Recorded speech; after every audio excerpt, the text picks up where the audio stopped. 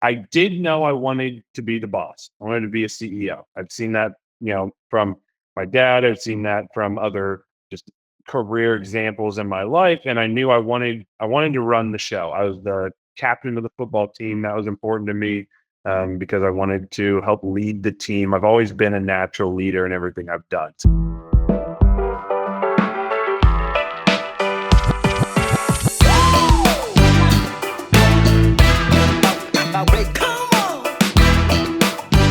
Today's episode is about leadership in action, not theory.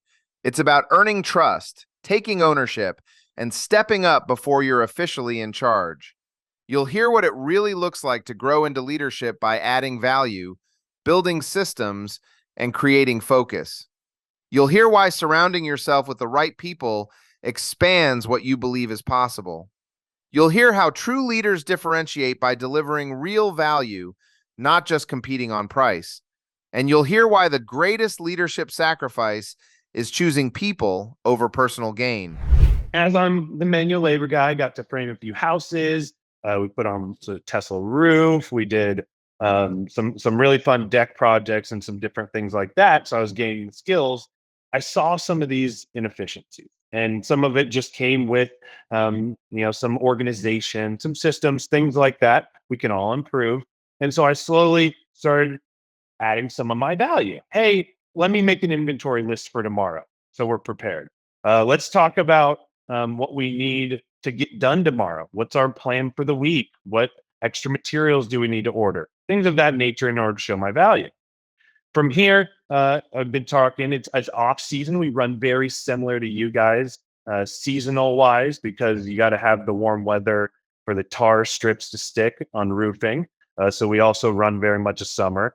So we've been doing a lot of sales, and he knew I had some sales and management background. This is the second partner who does mostly the sales side of it.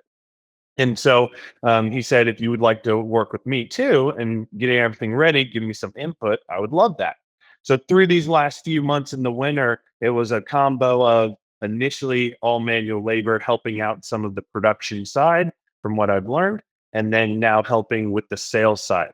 From here, we really decided that the path we want to go is focus. So we want to focus our business on roofing, right? We did a little bit of everything, but it's not as efficient. It's harder to scale. We want to really be able to grow and provide a larger impact in the community. So we're focusing on roofing, and I'm helping create the systems and plans for that. So I am now a CEO of the company. I did know I wanted to be the boss. I wanted to be a CEO. I've seen that, from my dad. I've seen that from other just career examples in my life. And I knew I wanted to run the show. I was the captain of the football team. That was important to me because I wanted to help lead the team. I've always been a natural leader in everything I've done. So I had no extreme goal of being CEO at 23 or anything like that at this time. So it was a point in my life where I was doing pretty well, and I was the biggest fish in my pond. You're doing well, and the people around you aren't doing as well, and you can't really talk about all that stuff to everybody.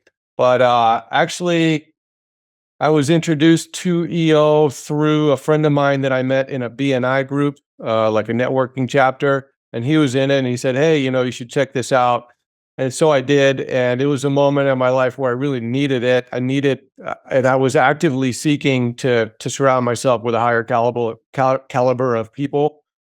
So I learned more about it. I said, yeah, this is exactly what I need. I signed up. It opens your eyes when you're around people that are just killing it in life and business. It opens your eyes to what's possible, more so than you ever would have known if you don't see it, right?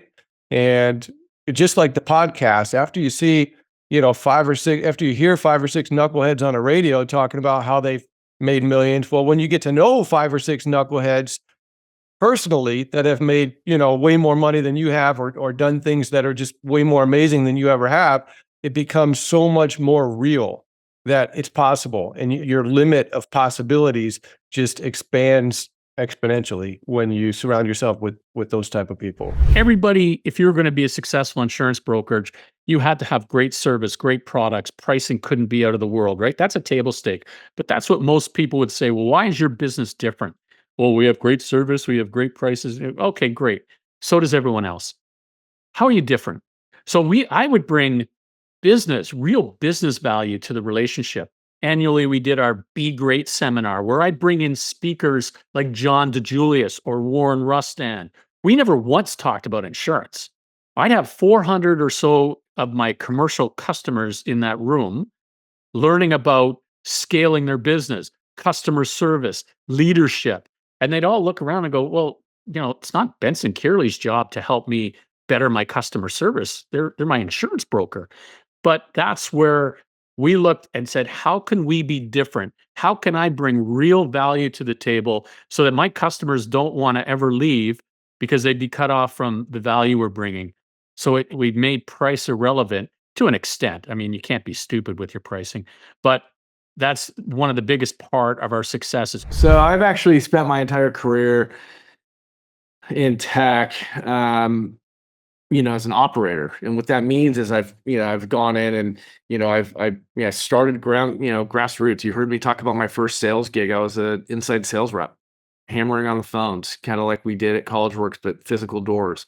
I, followed up prospecting, call all the time, setting up meetings for other people. Kind of that's the ground floor you can start at, right? In tech and most companies for that matter.